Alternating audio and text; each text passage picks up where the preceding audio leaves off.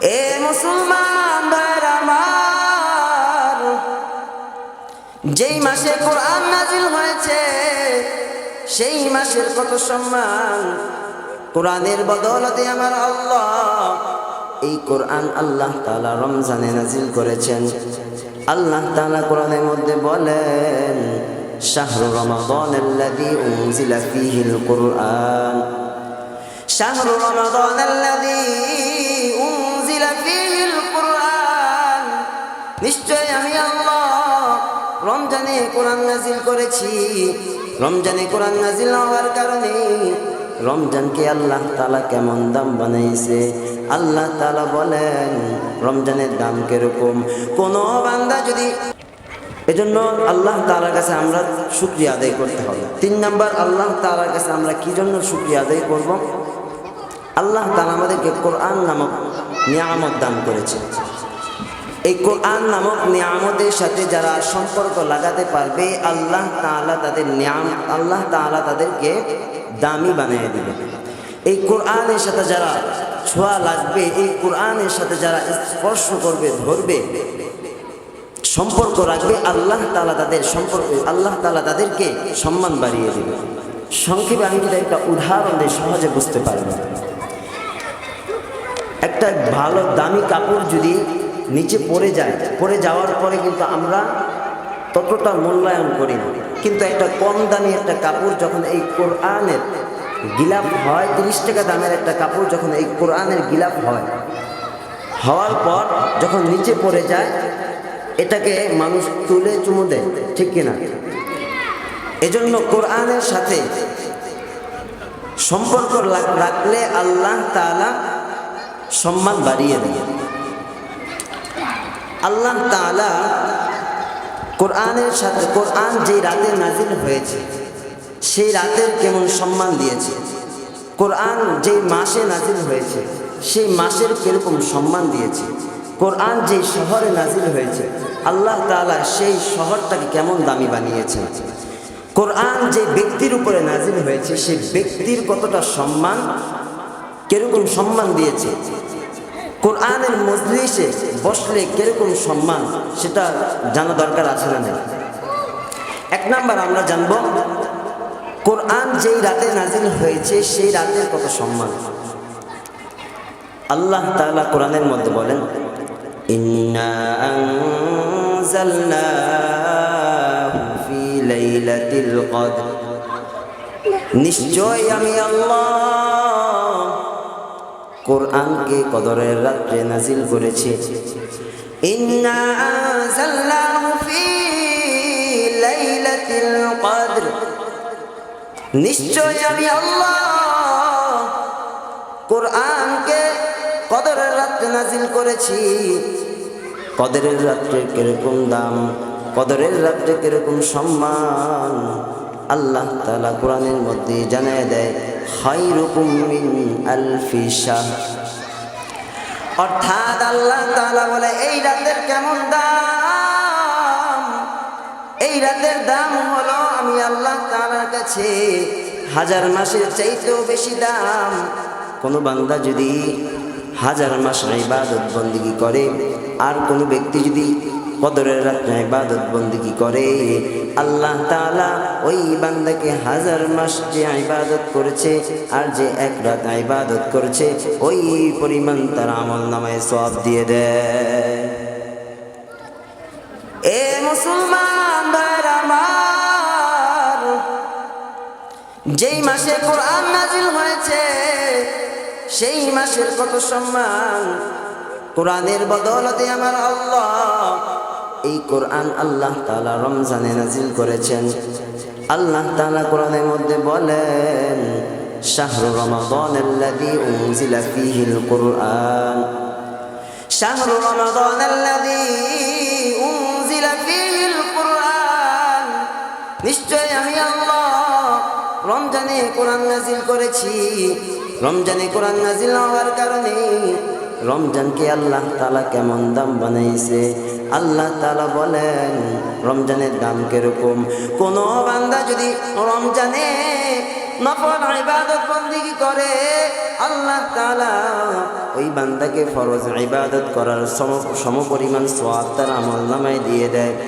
কোন বান্দা যদি রমজান মাসে ফরজ ইবাদত বন্দেগী করে, আল্লাহ তাআলা ওই বান্দাকে 70টা ফরজ ইবাদত বন্দেগী করলে যে সব ওই ইবাদত আল্লাহ তাআলা তার আমল দিয়ে নামায় দিয়ে দেয়। এ মুসলমান ভাইরা আমার, রমজানের কারণে আমরা রাত দামি হলো, এটা কোরআন থেকে পেয়ে গেলাম।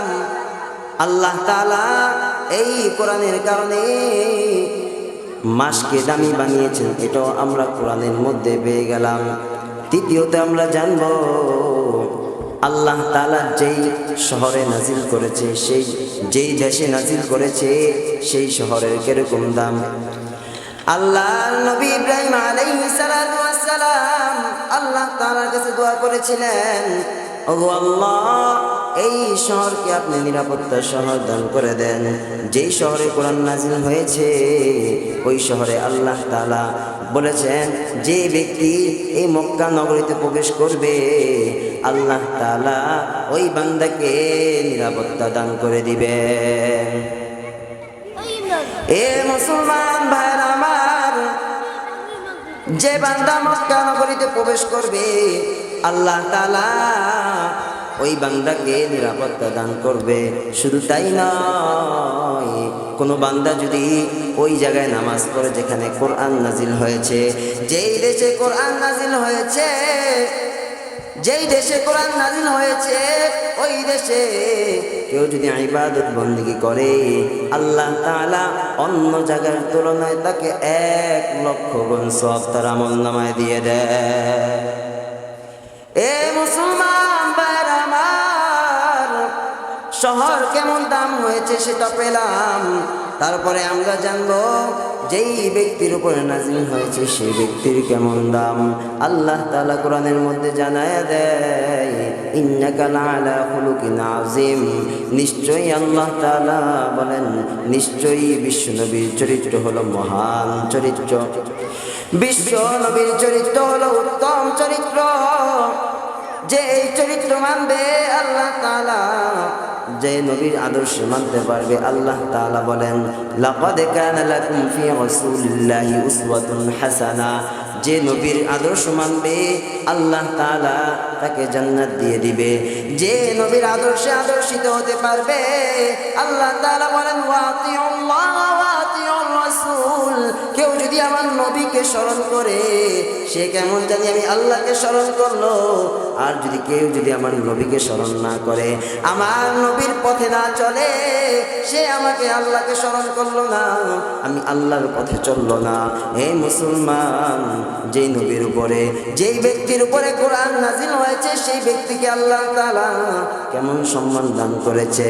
আল্লাহ তাআলা আমাদেরকে এই যে আমরা কোরআনের মজলিসে বসেছি, কোরআনের মজলিসে বসেছি, এই কোরআনের মজলিসে বসার কারণে আল্লাহ তাআলা আমাদের কেমন দাম বানিয়েছেন। বিশ্বনবী হাদিসের মধ্যে জানায়া দেয়, লা ইয়াকুদু কওমু ইয়াযকুরুনাল্লাহ ইল্লা হাফাতুহুমুল মালাইকা ওয়া গাশিয়াতুহুমুর রাহমা ওয়া নাযালাত আলাইহিমুস সাকিনা ওয়া যাকারাহুমুল্লাহু ফি মান ইনদা। আল্লাহর রাসূল হাদিসের মধ্যে জানায়া দেয়, কোন বান্দা যদি কোরআন এবং হাদিসের মজলিসে বসে আল্লাহ তাআলা ওই বান্দার উপরে রহমত এবং সাকিনা নাযিল করতে থাকে। বলেন সুবহানাল্লাহ। এ মুসলমান ভাইরা আমার, এই কোরআনের সাথে সম্পর্ক লাগার কারণে আল্লাহ তাআলা রাতকে সম্মান বানাইছেন। যে রাতে নাজিল হয়েছে সেই রাতেরও সম্মান দিয়েছে, যেই মাসে নাজিল হয়েছে সেই মাসেরও সম্মান আল্লাহ তাআলা কেমন দিয়েছে আমরা কোরআন থেকে জেনেছি।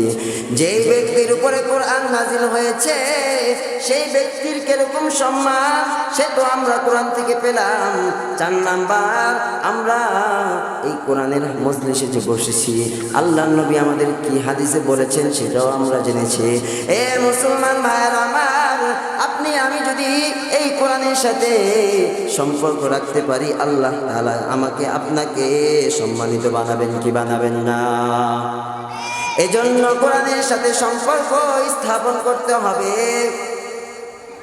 এ মুসলমান ভাইরা আমার, হযরত ওমর রাদিয়াল্লাহু তাআলা আনহু তিনি কিন্তু কাফির ছিলেন। তিনি ইসলাম গ্রহণের পূর্বে বিশ্বনবীকে হত্যা করার জন্য যখন বাসার থেকে বের হয়, হযরত ওমর রাদিয়াল্লাহু তাআলা আনহু কিভাবে স্বর্ণের সোনার মানুষে পরিণত হলেন। এ মুসলমান, হযরত ওমর রাদিয়াল্লাহু তাআলা আনহু বিশ্বনবীকে হত্যা করার জন্য যখন বাসার থেকে বের হলো, বাসার থেকে বের হওয়ার পর পথিমধ্যে একজন ব্যক্তির সাথে, একজন সাহাবীর সাথে সাক্ষাৎ। সেই সাহাবীর নাম হলো নাঈম ইবনে আব্দুল্লাহ রাদিয়াল্লাহু তাআলা আনহু। নাঈম ইবনে আব্দুল্লাহ রাদিয়াল্লাহু তাআলা আনহু, তার সাথে রাস্তার মধ্যে সাক্ষাৎ। নাঈম ইবনে আব্দুল্লাহ বলেন, ওগো ওমর, রাগান্বিত অবস্থায় কোথায় যাইতেছো? তখন বলে, মুহাম্মদকে হত্যা করার জন্য যাইতেছি, মুহাম্মদকে কতল করার জন্য যাইতেছি। তখন সাহাবী নাঈম ইবনে আব্দুল্লাহ বলেন, তুমি মুহাম্মদ সাল্লাল্লাহু আলাইহি ওয়াসাল্লামকে হত্যা করার আগে তোমার পরিবারের দিকে নজর করে দেখো। তোমার পরিবার তো ইসলাম গ্রহণ করে ফেলেছে। তারা তোমার বোন ফাতেমা এবং তোমার ভগ্নিপতি সাঈদ ইসলাম গ্রহণ করে ফেলেছে।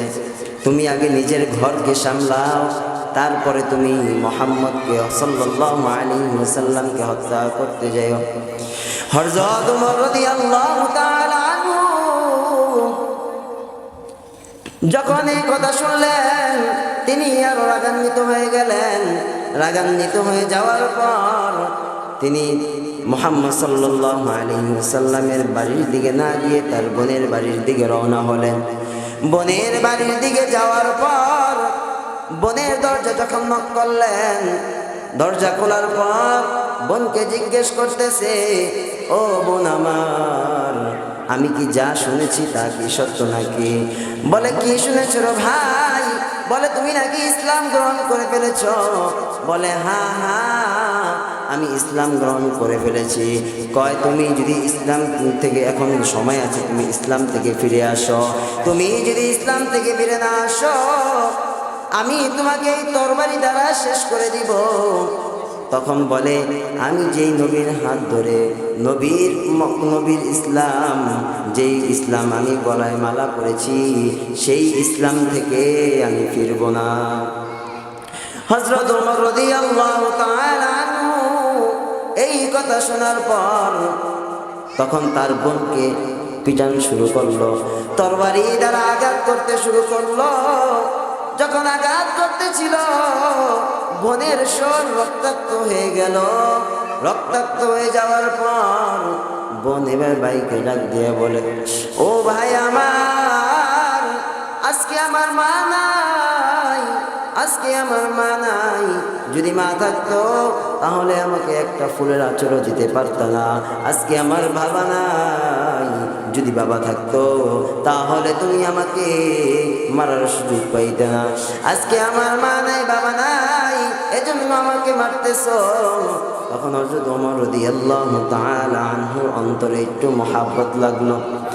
ভাইয়ের বোনের রক্ত দেখে ভাইয়ের অন্তরের মধ্যে একটু আঘাত লাগলো যে তাকে কি জন্য মারতেছি, আমি একটু বিষয়টাকে আগে জাস্টিফাই করে নেই, যাচাই বাছাই করে নেই।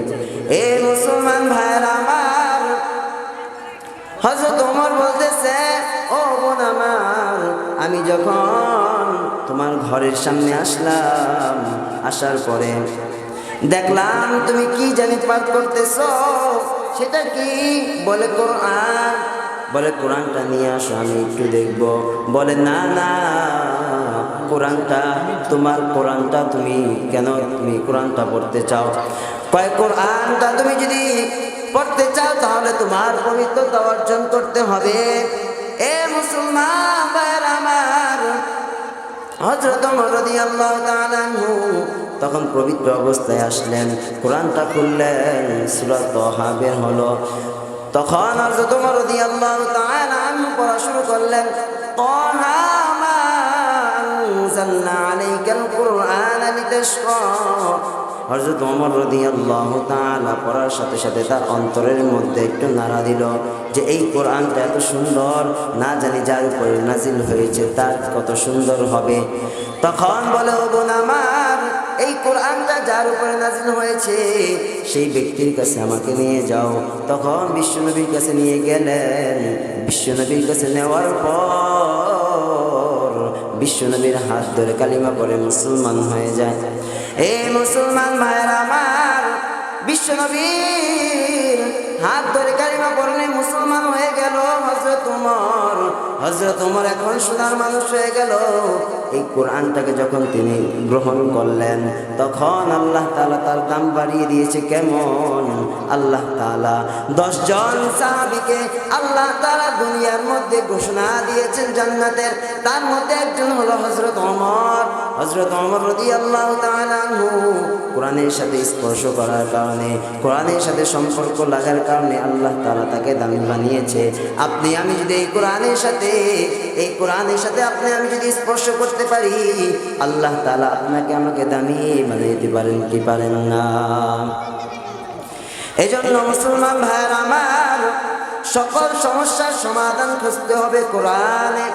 আপনি ব্যক্তিগত কোনো সমস্যার মধ্যে পড়েছেন তাহলে চলে যাবেন কোরআনের মধ্যে।